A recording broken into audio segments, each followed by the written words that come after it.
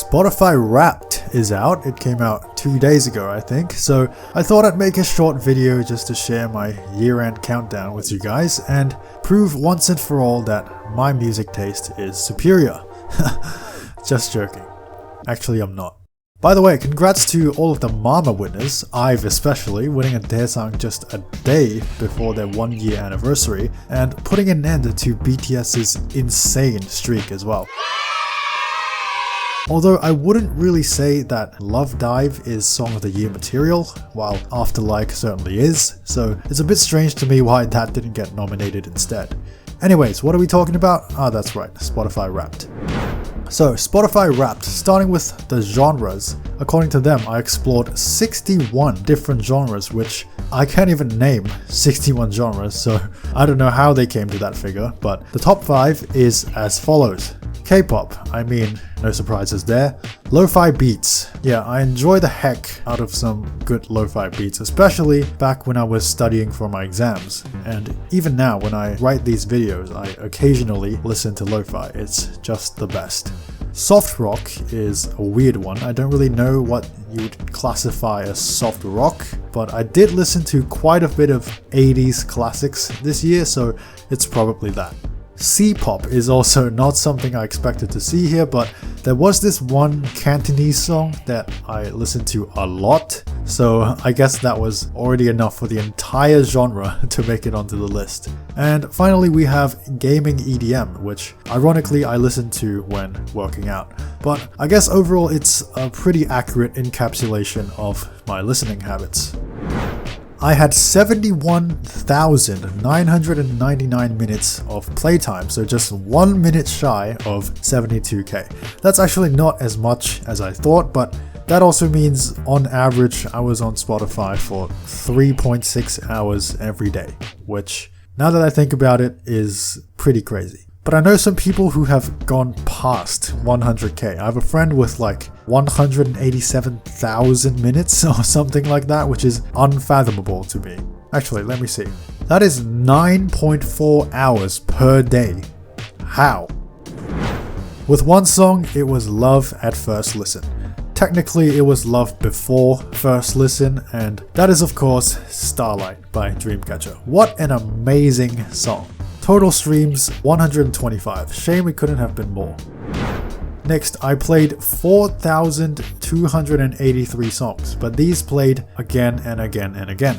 Number 1, Starlight, of course. Number 2 is The Chaser by Infinite. Let's be real, that song is too good to even exist. Well-deserved runner-up spot. In fact, The Chaser was my number 1 song last year, so that speaks volumes about the unparalleled greatness and longevity of that track. Number 3, this is that aforementioned Cantonese song that I listened to numerous times, thus warranting its placement here.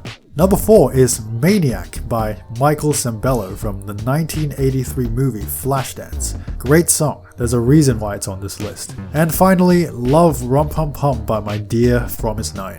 All of these songs have something in common, united by one word: synthpop.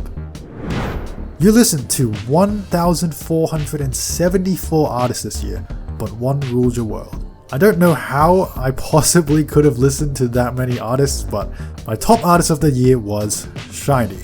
2,819 minutes listened. That puts me in the top 0.5% of listeners. Good to know. And these are my top 5 artists: SHINee, Fromis, Infinite, Dreamcatcher, and SNSD, baby. My listening personality is the adventurer. You're a seeker of sound. You venture out into the unknown, searching for fresher artists, deeper cuts, newer tracks, especially gems yet to be found. That is true. ENVU. Too bad it couldn't be INVU, which, fun fact, was ranked number 50 on my top songs of 2022 playlist.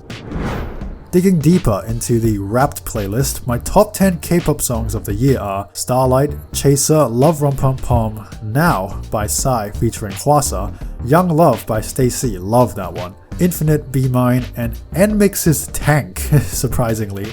I remember there was a day where I had that song on loop for a considerable amount of time, but never would I have imagined it ending up as my 7th most streamed K-pop song of the year. That just doesn't make sense to me. Number 8, Shampoo by After School, classic. Then Shiny's View and After Like. Looking at the artist distribution in this playlist, we have 3 songs each from 9 Muses, Day 6, EXO and Stacy, 4 songs by Brave Girls, Infinite and WJSN, 5 songs by Fromis, and a whopping 8 songs from SHINee, well and truly cementing their place as the #1 artists. On another note, Dreamcatcher and Girls' Generation were among my top 5, despite only having 1 and 2 songs in the playlist respectively.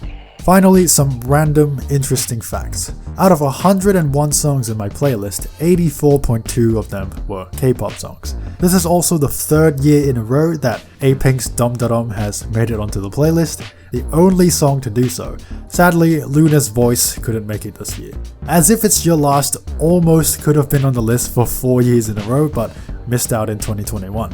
I wonder why I wasn't listening to Blackpink in 2021.